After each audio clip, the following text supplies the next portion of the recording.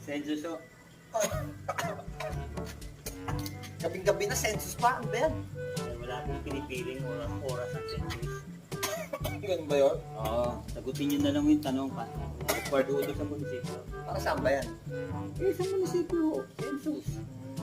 Pero matanong ko lang, nakita ko din patay yan. Ang nadaanan ko. May buhay din patay. Patay nga ako eh. Ay, hindi, bibiro lang naman. Pero walang buhay kasi konti pa na yung tao. Wala pang sakla. Yun yung pala yung tituloy.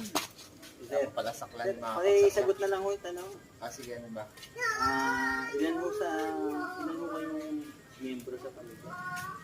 5. 5 kami dyan sa bahay. Ilan mo ang matanda? 3. Tatlong matanda.